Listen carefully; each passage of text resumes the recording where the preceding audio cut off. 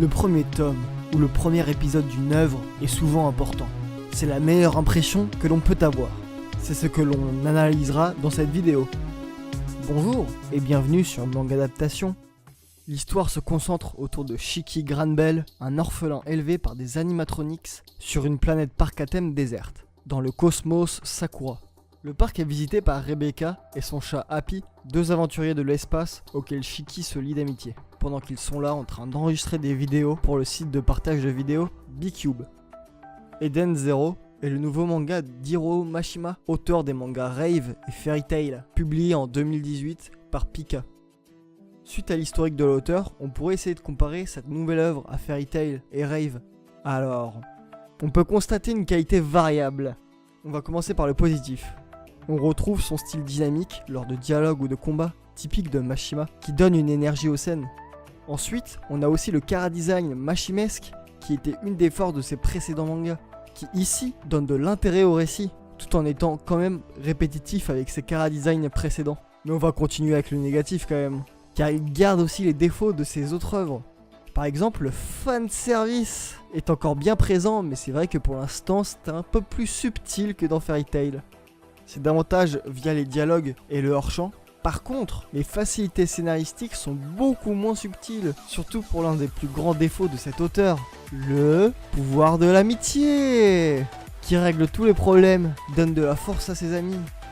Néanmoins, l'univers est le point qui étonne le plus dans cette œuvre. Déjà, il se rapproche d'une autre via la présence de réseaux sociaux. Ensuite, le bestiaire est assez divers, avec des dragons mécaniques, des pantins mécaniques, des humains, des chats qui parlent, etc. Ajouté à l'ouverture du monde annoncée, teasé, cela annonce beaucoup d'univers différents et variés, un futur très intriguant.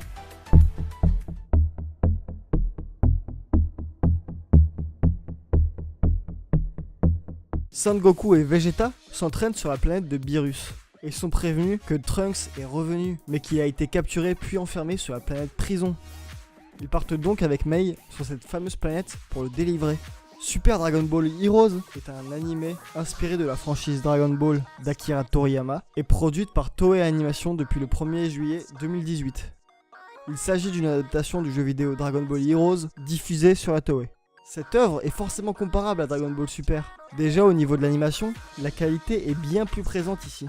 Elle est bien plus constante, plus soignée, mais cette différence est expliquée par le format de Super Dragon Ball Heroes, car son format est déjà un sujet de problème. 8 minutes, c'est assez atypique pour ce genre d'œuvre. Ici ça laisse moins de temps pour le scénario, mais l'épisode est bien mieux rythmé, à l'inverse de Dragon Ball Super. Dans DBS, le fanservice était peu présent, c'était même ce qui baissait l'intérêt de l'œuvre. Dans Heroes, c'est l'essence même de l'œuvre, c'est ce qui la maintient et qui lui donne de l'intérêt. Néanmoins, le scénario est impacté, mais reste cohérent avec l'univers Dragon Ball, même si cette série n'est pas canon. Elle montre les conséquences des voyages temporels de Trunks, qui représentent le contre-coup de tous leurs actes, ce qui est peu présent dans l'œuvre originale. Malgré tout cela, on remarque que cet animé est un produit dérivé d'un jeu de cartes Dragon Ball. L'animé l'assume entièrement, et cela se ressent dans son essence même.